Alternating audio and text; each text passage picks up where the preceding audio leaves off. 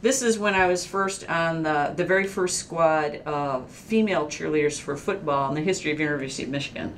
And these are a couple of black and white ones, and this is a color one you can see, and where you line up a certain part in the field. So we were a mix of cheerleader slash pom-pom girls.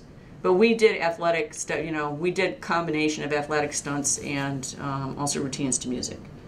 These are some of the cross-country photos you would see where you're jumping over fences that are in the terrain. And this is at a lower level, you know, as you move up.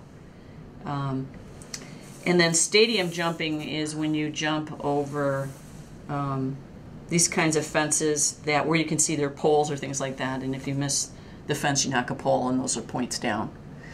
And cross-country, not jumping the fence. You can't knock it down, but if your horse refuses, then there's penalty points that come from that.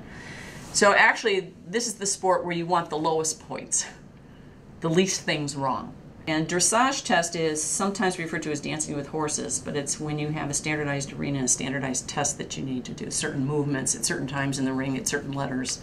It just so happened during this period when I was interested and I was doing weightlifting is that somehow, I don't even remember how it originated, but I got contacted from Fortune magazine where they were doing an article about how executives get fit.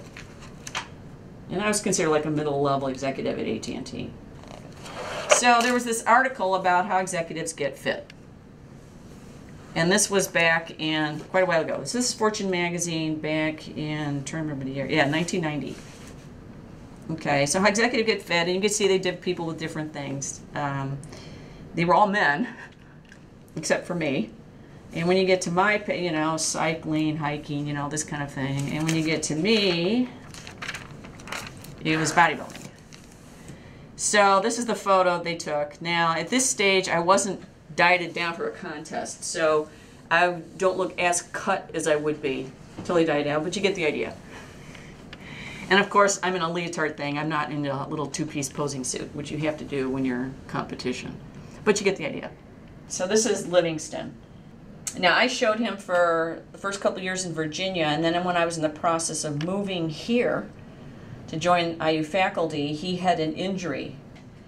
He's so gifted that I want to take the time training to see if I can get my skill level up to ride at these higher levels of dressage. This is the first year I had him at training level dressage, one of the lower levels of dressage, and you have to, throughout the show year, do well enough in other shows where you acquire points and things like that, where you can even qualify to ride in the finals.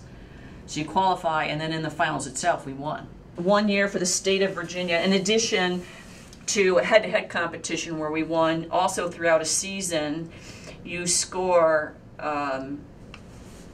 you get points at different shows, different tests that you do, and your scores at the end of the year get compiled, and so you can get a whole season average. So like, I'm trying to remember what it was now. So like in 2003, the same year that we were region champions at the adult amateur level, we were also reserve champion for the whole state of Virginia.